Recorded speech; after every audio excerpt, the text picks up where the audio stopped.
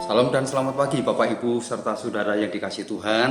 Dan pagi hari ini saya akan menyampaikan renungan, saya beri judul Ketika Roh Kudus Berkata.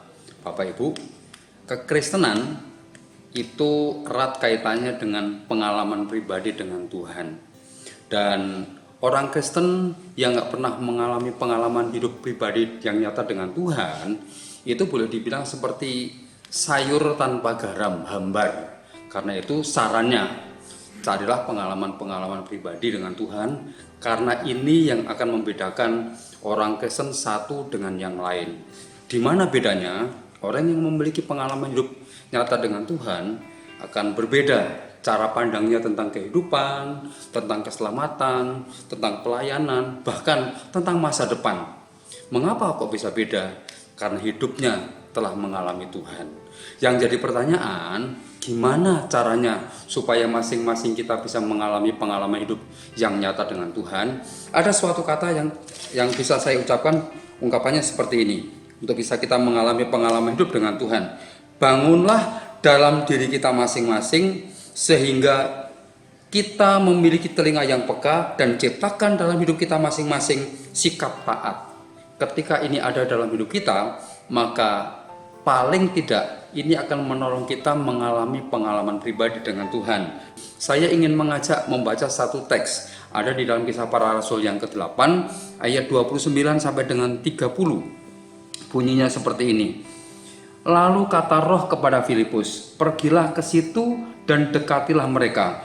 Filipus segera ke situ dan mendengarkan sida-sida itu sedang membaca kitab Nabi Yesaya. Kata Filipus, mengertikah Tuhan apa yang Tuhan baca? Bapak Ibu, kalau kita lihat teks ini, Filipus memiliki kepekaan terhadap suara Roh Kudus.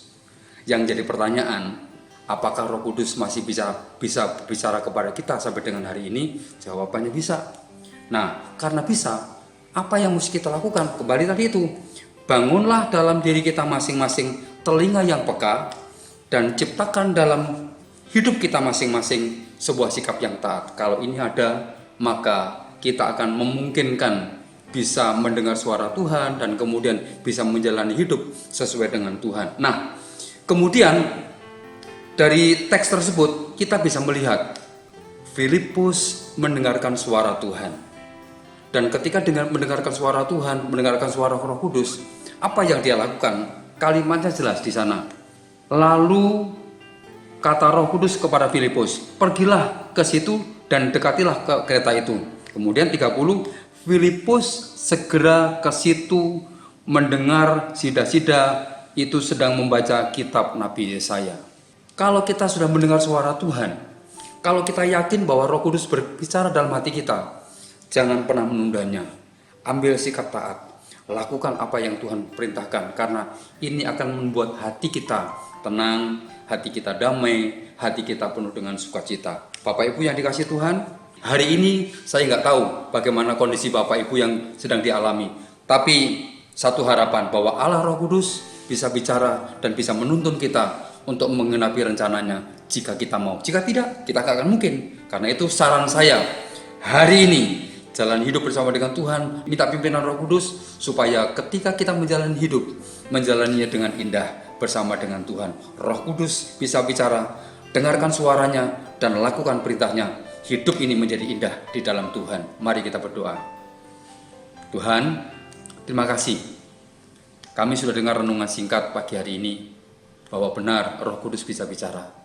Mohon kepada Roh Kudus bicara kepada kami masing-masing dan tuntun kami untuk kami bisa melakukannya.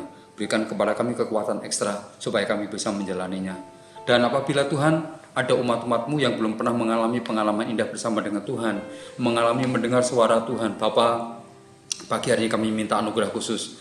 Tolong berikan pengalaman ini supaya memiliki telinga yang peka, hati yang taat, kemudian bisa melakukannya supaya hidup ini menjadi indah di dalam Tuhan. Memberkati semua yang mendengar renungan pagi hari ini dan dibuat berhasil oleh Tuhan.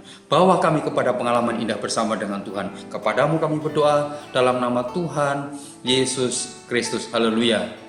Amin. Selamat pagi, tetap semangat, Roh Kudus ada bersama dengan kita. Tuhan memberkati.